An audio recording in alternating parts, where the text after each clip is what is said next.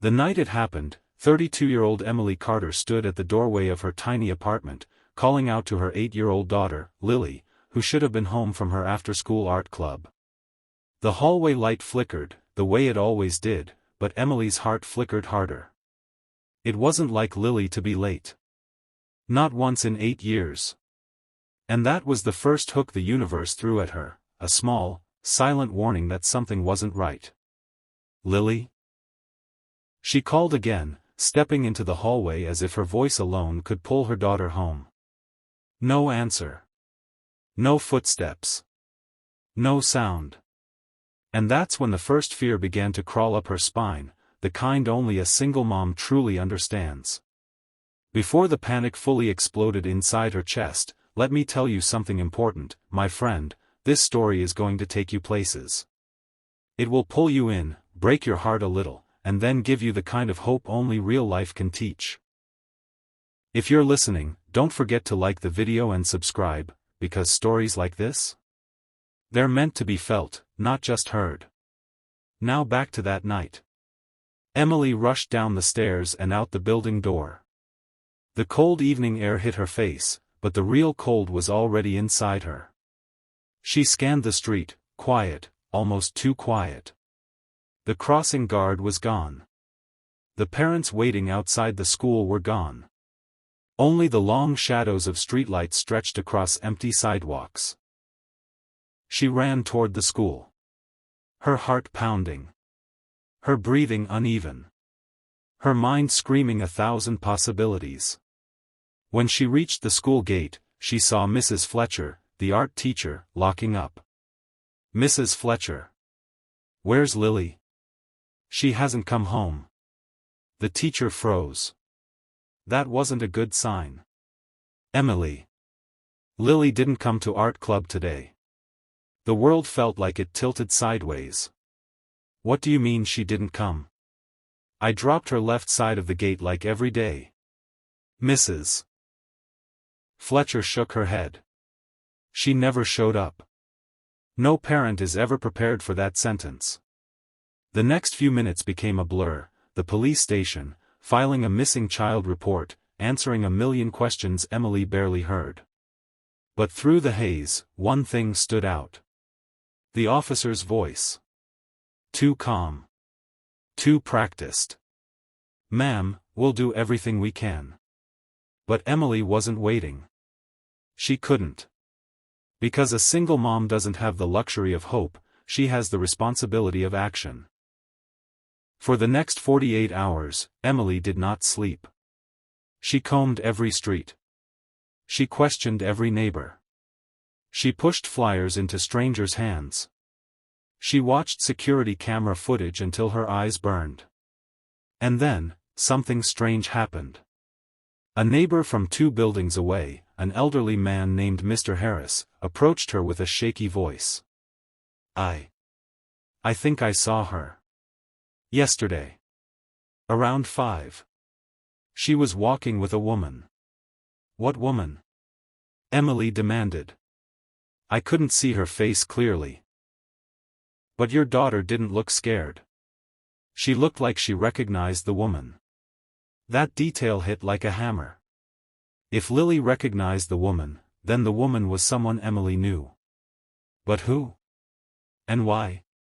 She pushed the question down because there was something else, something the old man had said without meaning to. The woman was holding her hand like a mother would. Emily's breath stopped. But I am her mother. She didn't waste a second.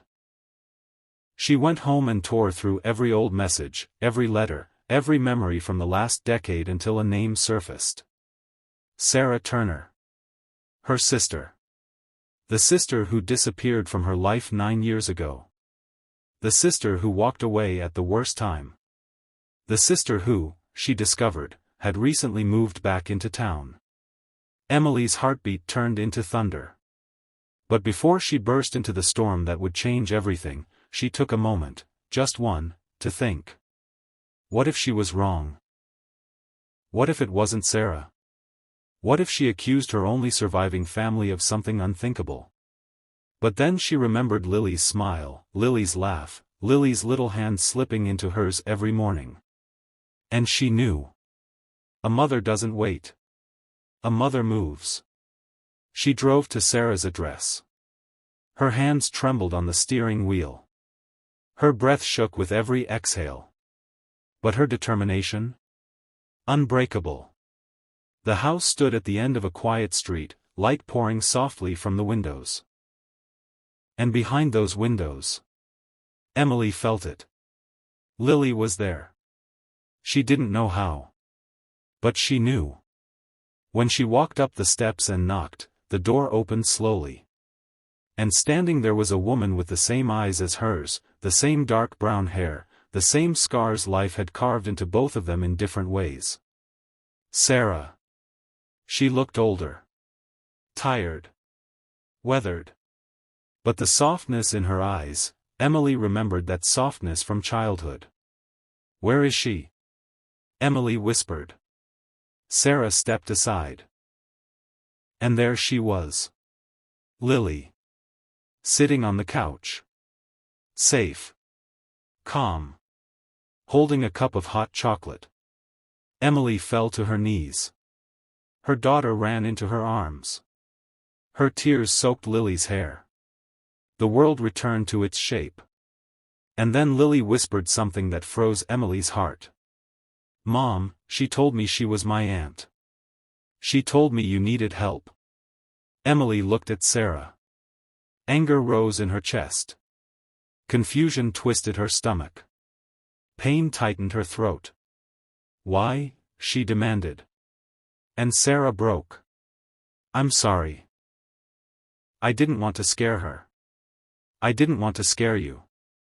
I've been following your life for years, Emily, ever since I left.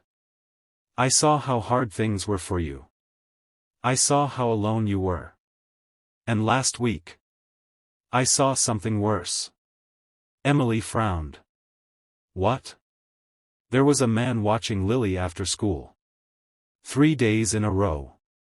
Standing across the street. Staring. Waiting. I recognized him. Emily's blood ran cold. It was Dad. Emily staggered backward. Their father, the man they escaped from years ago. The man whose temper scarred their childhood. The man who vanished after Sarah reported him to the police.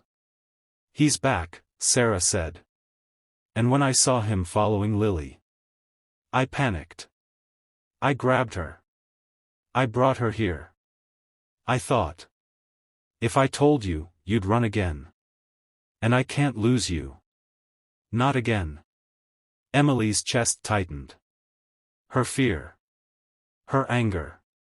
Her relief. Her love. It all mixed into one overwhelming storm. But the truth was simple.